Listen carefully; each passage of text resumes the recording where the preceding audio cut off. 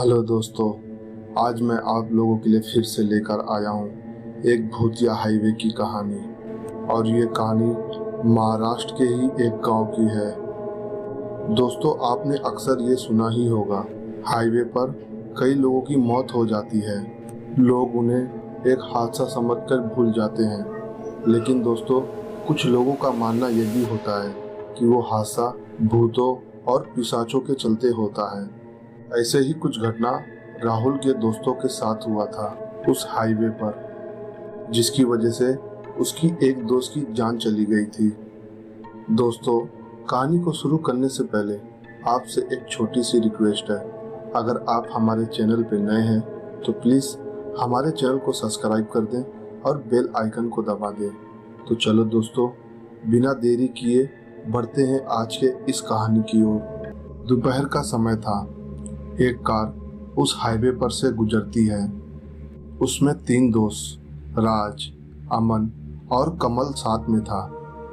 तीनों को जल्दी में कहीं पहुंचना था, इसलिए वो शॉर्टकट रास्ता चुनते हैं क्योंकि वो हाईवे जल्दी पहुंचाते हैं। दोपहर के 2:30 बज रहे थे और उस हाईवे पर दूर दूर तक का कोई भी परिंदा नजर नहीं आ रहा था। राज गाड़ी चला रहा था और पीछे बैठे दोनों दोस्त आपस में बात कर रहे थे। तभी अमन ने कमल से कहा, यार हमें लगता है हम इस रोड पर पहली बार आए हैं, क्योंकि मैंने ये रोड कभी पहले नहीं देखी। राज मिरर में उन दोनों की शक्ल देखकर उन लोगों को कहता है कि हाँ, तू सही बोल रहा है, हम इससे पहले इस हाईवे पर कभी नहीं आए हैं, लेकिन आज मजबूरी में हमें ये रास्ता अपनाना पड़ा। हमें किसी भी तरह शाम को 6 बजे हॉस्पिटल पहुंचना ही होगा। वहाँ पे मधु जिंदगी और मौत के बीच जूझ रही है। कमल राज की तरफ देखकर बोलता है, हाँ यार, आखिर में क्या हुआ है? तुमने हमें कुछ भी बताया ही नहीं, सीधे लेकर चला आया। तू परेशान था इसलिए मैंने उस वक्त तुझसे पूछा ही नहीं, लेकिन अब तो बता दे। कमल की बात सुनकर अमन ने भी उसके हाँ में हाँ मिलाई। राज थोड़ा उदास होते हुए बोला, यार मुझे उसके मम्मी पापा से शादी की बात करनी थी, लेकिन काम की वजह से मैं कर नहीं पाया।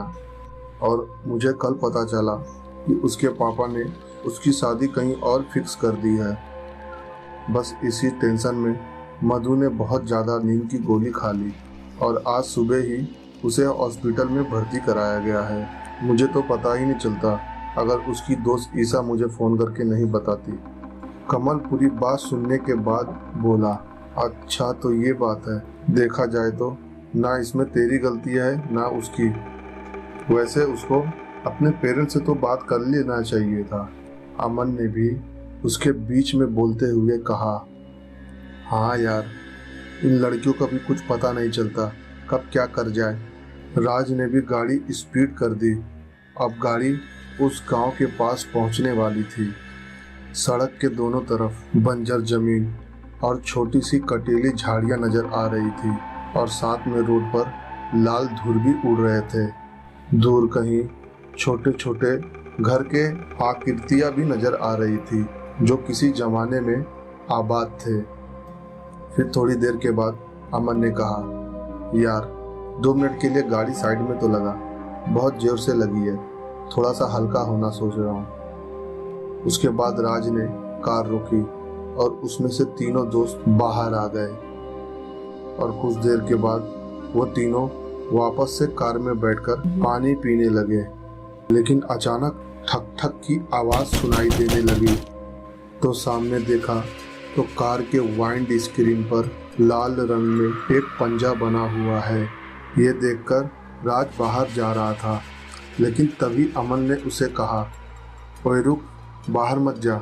लेकिन राज अमन की बात ना मानकर कार से बाहर निकल आया। राज ने चारों तरफ देखा तो उसे कुछ भी दिखाई नहीं दिया। फिर उसकी नज़र नीचे पड़ी। कार के अगले चक्के के पास एक लड़की बेहोश पड़ी हुई थी। शायद उसी लड़की ने ठकठकाया होगा।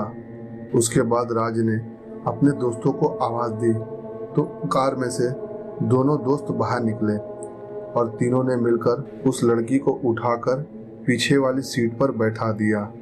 और उसके बाद कमल ने उस लड़की के ऊपर पानी की छींटें मारी। उस लड़की को काफ़ी चोट आया हुआ था और वो लड़की ज़्यादा ही डरी सी थी। उसके बाद वो लड़की उन तीनों से कहती है कि मेरी बस के आगे एक्सीडेंट हो गया है और मुझे मदद की ज़रूरत है। उसके बाद कमल बोला, मदद? कैसी मदद? हमें बताओ, क्या हुआ तुम्हारे साथ? उसके बाद वो लड़की फिर से बोलती है, वो वहाँ सबको पानी की ज़रूरत है और उन्हें हॉस्पिटल भी लेकर जाना है। सब लोगों की हालत बहुत ही ख़राब है और कुछ लोग तो दम भी तोड़ दिए हैं। मैं किसी तरह चलते ही यहाँ पर आ गई। उसके बाद अमन ने कहा, सुना है इस सड़क पर हादसे होते रहते हैं, ठीक है हम तुम्हारी मदद करेंगे। लेकिन राज उसकी मदद करने के लिए थोड़ा हिचकिचा रहा था क्योंकि उसे हॉस्पिटल जल्दी भी पहुंचना था और कुछ भी सही नहीं लग रहा था। लेकिन फिर भी वो कुछ भी नहीं बोला। फिर वो लड़की बोली, ये यहीं कुछ दूरी पर मेरी बस है, बस वहीं तक जाना है और जब आप लोग शहर पहुंचो तो हमारी खबर देना उनको। उसके बाद राज कार में बैठी हुई लड़की को लेकर गाड़ी आगे बढ़ाने लगा और वो लड़की अमन के साथ पिछले सीट पर बैठी थी। उन लोगों ने उस लड़की को फर्स्ट एड दे दिया था। तभी वो लड़की उन लोगों से कहती है कि आप लोगों को इस गांव की कहानी के बारे में कुछ मालूम है? ये रास्ता इतना सुनसान और वीरान क्यों है? उसके बाद कमल ने उस लड़की से पूछा, नहीं हमें तो नहीं पता, क्या तुम्हें पता है इस हाईवे के बारे में? लड़की ने कहा, हाँ मुझे पता है। फिर उसके बाद वो लड़की कहानी सुनाने लगी। कहते हैं कुछ सालों पहले इस गांव में पिशाच का वास था। गांव वालों को उसका संरक्षण प्राप्त था, मतलब वो पिशाच गांव वालों का रक्षा करता था। वो उन लोगों की हर बाहरी मुसीबत से सुरक्षा तो करता था, लेकिन उसे हर 12वें दिन एक बलि चाहिए थी और गांव वाले अपने ही बीच में से किसी को चुनकर बलि के लिए उस पिशाच के पास भेज देते थे ताकि वो उन गांव वालों का शिकार ना करे। वो पिशाच बहुत ही शक्तिशाली था। वो हमेशा रात को ही सक्रिय होता और फिर तबके जब आसमान में बादल होते थे। बाकी धूप भरे दिनों में एक दूसरी रूह जो उसकी रक्षा करती थी, जो उसकी सेवक थी। इतनी कहानी सुनाने के बाद वो लड़की उन तीनों पे एक नज़र डाली।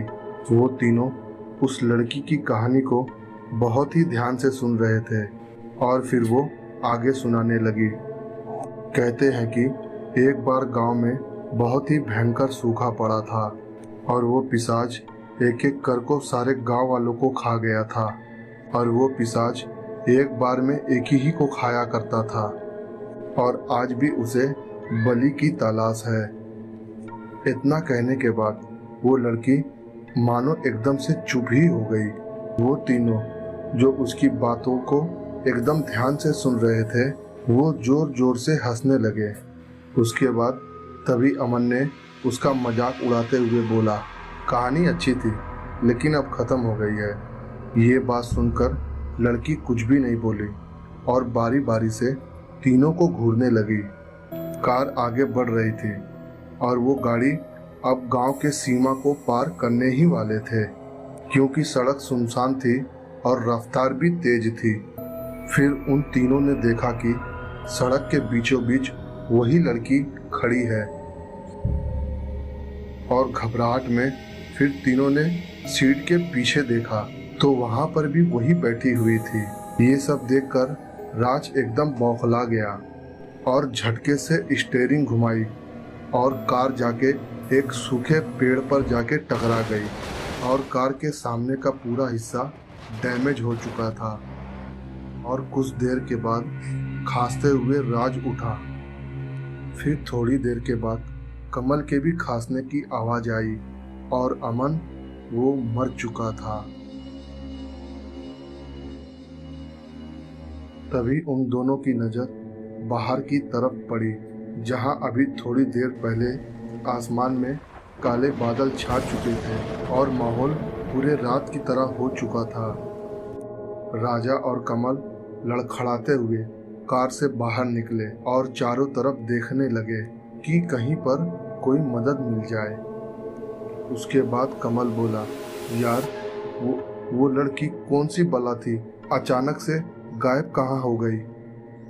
उसके बाद राज ने कहा, गोली मार उसे, तुझे दिखाई नहीं पड़ रहा है? आसमान में पूरे बादल काले छाए पड़े हैं। तभी अचानक उन दोनों के सामने एक 7 फुट का लाल आंखों वाली आकृति प्रकट हो गई। ये देखकर उनकी चीख निकल गई। साथ ही शुरू हो गई धूल भरी आंधी। ऐसा लग रहा था कि उसके आसपास हवाओं में घुर्राहट पैदा हो गई हो। उस आकृति को देखकर ऐसा क्यों लग रहा था जैसे नसों में बहता हुआ खून बेचैन हो गया हो। वो डर से पीछे हटने लगे। वो आकृति आगे बढ़ी और कार की तरफ चली गई। उसने कार में से अमन को खींच के बाहर निकाल लिया। ये देखकर दोनों डर से जड़ हो चुके थे। उसके बाद वो आंधी रुक गई और साथ ही अमन और वो आकृति गायब हो गई। वो दोनों घूम के कार के पीछे साइड आए जहाँ पर अमन बैठा हुआ था और वो दोनों ये देखकर 2 कदम पीछे हट गए। वहाँ कार पर किसी जानवर के पंजों के निशान। उसके बाद कमल हैरानी से बोला, यार गांव तो पार हो चुकी है, लेकिन हमें एक बस भी दिखाई नहीं दी। इसका मतलब वो लड़की। उसके बाद राज बोला, और वो आकृति जो अमन को लेकर गई, जरूर वो पिशाच था। अमन ये बोलकर खुद ही डर गया। उसके बाद कमल बोला, लेकिन उसने हम दोनों को ही क्यों जिंदा छोड़ दिया? कमल ऐसा बोला ही था कि उन लोगों के आसपास उस हवा में उसी लड़की की फुसफुसाते हुए आवाज आने लगी। मैंने कहा था कि एक बार में एक बलि। ये सुनकर वो दोनों समझ चुके थे कि वो लड़की वही रू थी, पिशाच की सेवक। और उसके बाद वो दोनों दोस्त जल्दी से हॉस्पिटल के लिए निकल गए, लेकिन उन्हें इस बात का अफसोस हो रहा था कि उसका दोस्त अमन मारा गया था। तो दोस्तों, ये थी कहानी आज की जो राज के साथ घटी थी। उम्मीद है आपको कहानी अच्छी लगी होगी। अगर अच्छी लगी तो प्लीज़ हमारे वीडियो को लाइक कीजिए और ज़्यादा से ज़्यादा शेयर कीजिए। और मैं अंसारी रहमान आप लोगों से विदा लेता हूँ। फिर मिलता हूँ अगली कहानी को लेकर। जब तक कि आप अपना और अपने परिवार का ख्याल रखें।